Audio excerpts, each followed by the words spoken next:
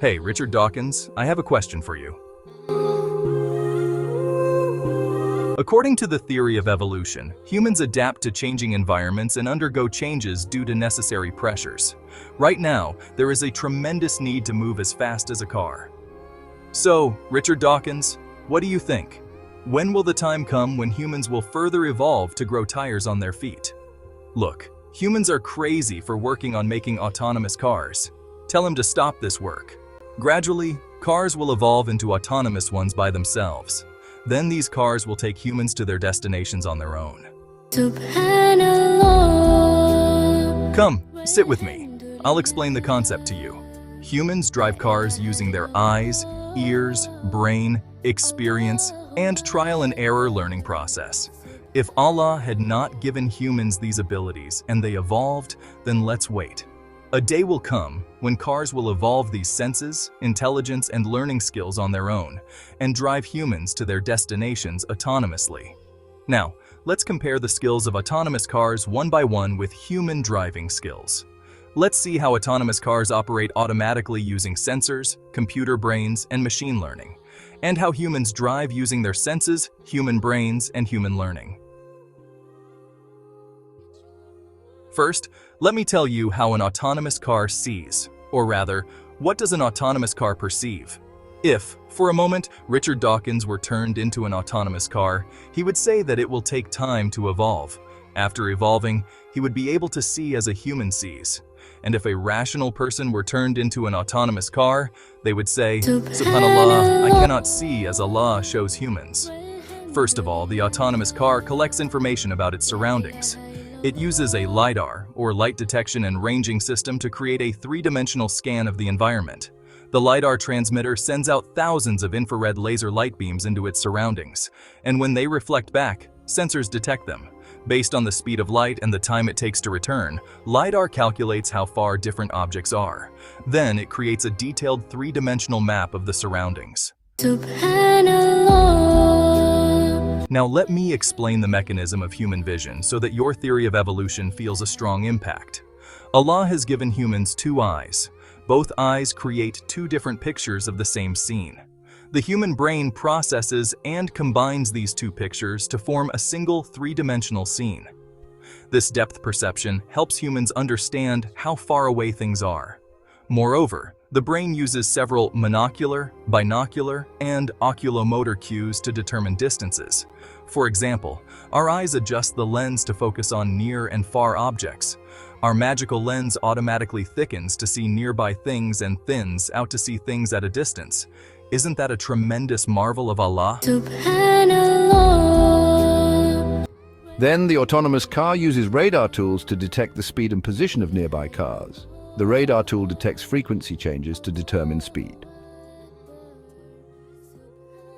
Now, let me explain the human alternative to the radar mechanism so that your theory of evolution feels another delightful jolt. Allah has given us an optical flow sensory mechanism which processes incoming visual information to determine how rapidly the environment is changing. This is how we gauge the speed of nearby cars. Then, the autonomous car uses cameras to recognize traffic signs and lane markings. Humans do this excellently, Mr. Richard Dawkins. Next, the autonomous car uses ultrasonic sensors to detect nearby objects. Allah has given us an echolocation mechanism that allows us to detect nearby objects using sound and its echo. Allah has also given us a sound localization mechanism. Allah has given us two ears.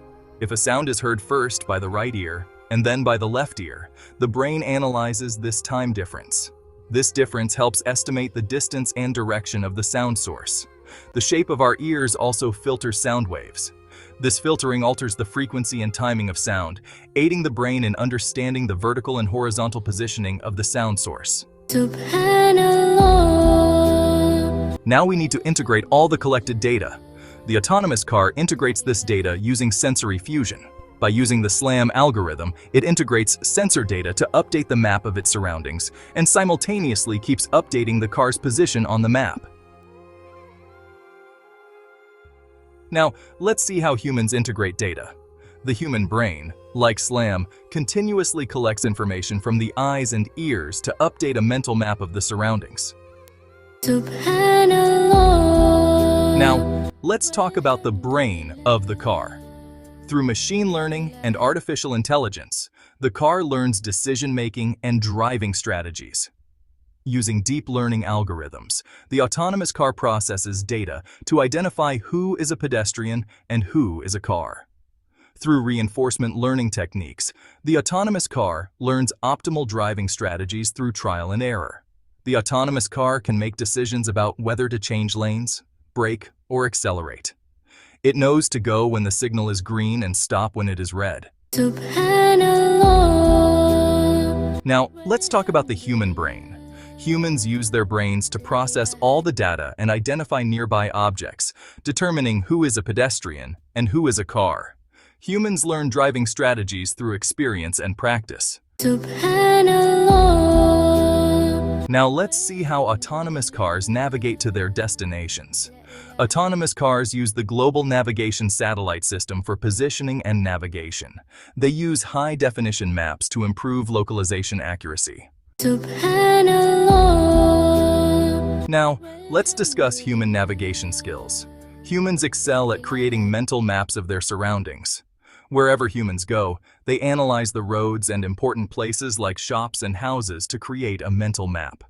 We connect the routes we have seen before, such as the route to school or the route to the market. Autonomous cars use V2V technology to talk with other cars on the road in the language they understand, so that they can know if the neighboring car is going to speed up or stop, allowing them to avoid collisions smartly. Richard Dawkins: when will humans evolve to develop telepathic skills that allow them to communicate with neighboring drivers for safer driving? Also, autonomous cars use V2I technology to talk with infrastructure like hidden traffic signals to know how long they will remain red so as to maneuver smartly.